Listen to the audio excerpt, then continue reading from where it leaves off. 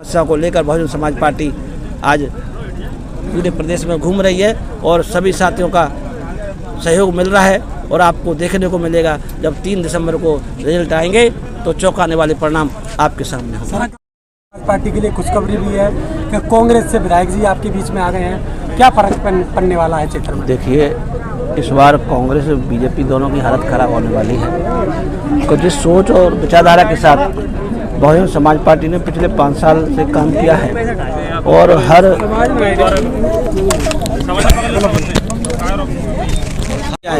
उनके हक अधिकार और न्याय की लड़ाई लड़ी है, उनके ऊपर हो रहे अन्याय अत्याचार के लिए संघर्ष किया है। किसी भी कोने में प्रदेश के जिस बहन बेटी के साथ या हमारे भाई बहनों के साथ जो अन्याय अत्याचार दबंग लोगों ने किया है तो उसकी आवाज़ तुरंत बहुजन समाज पार्टी के कार्यकर्ताओं ने हर जिले में उठाने का काम किया है।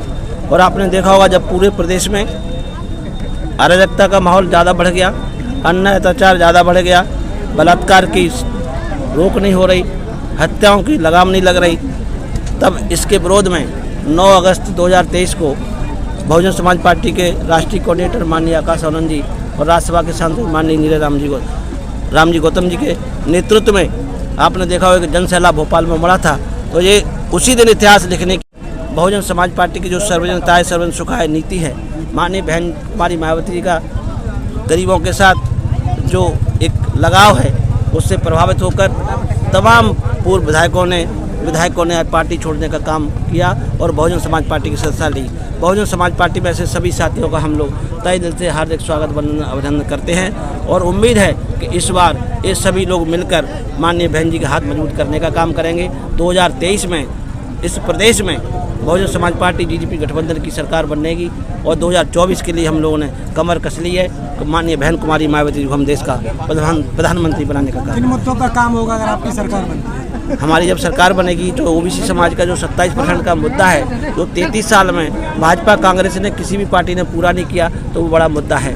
इस प्रदेश में जो शिक्षा है वो ध्वस्त हो चुकी है, तो फ्री में शिक्षा देने का काम भी बहुजन समाज पार्टी का प्रमुख मुद्दा होगा। इस प्रदेश में बेरोजगार का भी बड़ा मुद्दा है, तो उस मुद्दे को भी कम करके उस बेरोजगार भाइयों को रोजगार के संसाधन उपलब्ध कराने का काम करेगी, चाहे वो सरकारी हो या प्राइवेट हो, पर उनको हर हालत में रोजगार दिलाने के लिए काम करेगी, नीति बनाने का काम करेगी। इस प्रदेश में अन्याय अत्याचार चरम सीमा पर बढ़ रहा है, बहन बेटियों के साथ हर 3 घंटे में बलात्कार उनकी हत्या हो रही है। तो इस लॉ एंड ऑर्डर जो अनकंट्रोल्ड इस समय चल रहा है, तो उसको सख्ती के साथ जो माननीय बहन कुमारी मायावती जी ने उत्तर प्रदेश में लागू किया था, उसी पैटर्न पर law and order Madhya Pradesh में भी लागू होगा और बहन बेटियों की सुरक्षा होगी। तो ये प्रमुख मुद्दे हैं। किसानों की भी तमाम समस्याएं होती है, बिजली की, पानी की और खाद की, बीज की, जिसमें ब्लैक होता है, तमाम उनको परेशानियों का सामना करना पड़ता है। हमने देखा कि खाद लेने आ रहे हैं तो 4-4 दिन में उनको खाद मिल पा रहा है, बीज मिल पा रहा है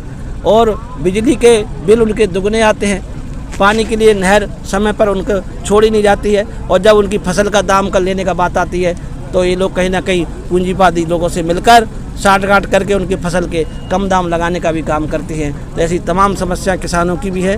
3 काले कानून आज इन्होंने दिखावटी बंद तो की है, पर उसका असर कहीं ना कहीं प्रदेश में देखने को मिल रहा है। तो ऐसी तमाम समस्याओं को लेकर बहुजन समाज पार्टी आज पूरे प्रदेश में घूम रही है और सभी साथियों का सहयोग मिल रहा है और आपको देखने को मिलेगा जब 3 दिसंबर को रिजल्ट आएंगे तो चौंकाने वाले परिणाम आपके सामने होंगे। सरकार कई प्रकार की लाडली बहना योजना, चाहे सिलेंडर हो, तमाम प्रकार की किसानों के लिए योजना बना के रखी है, कैसे रोक पाओगे? आप 20 साल से देख रहे हैं, ये तमाम झूठी घोषणाएं करते हमारे लोग गुमराह हो जाते थे।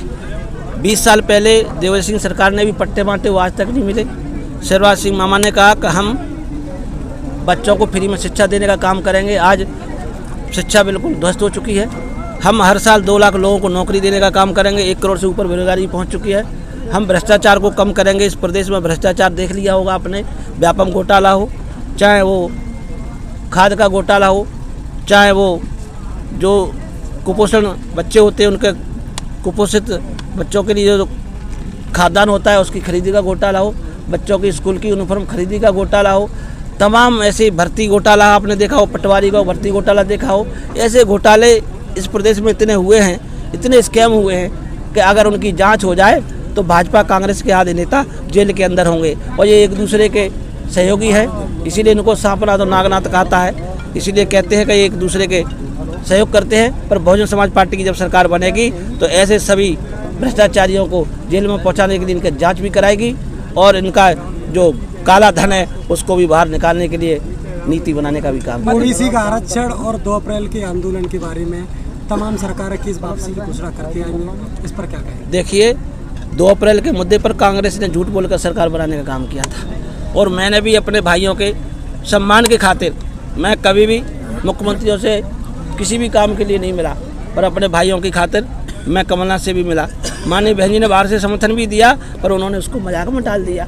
आज मौका आ गया ऐसे नौजवान भाइयों को कमलनाथ सरकार को जो 15 महीने की सरकार रही उसको सिखाने का, और जो कांग्रेस पार्टी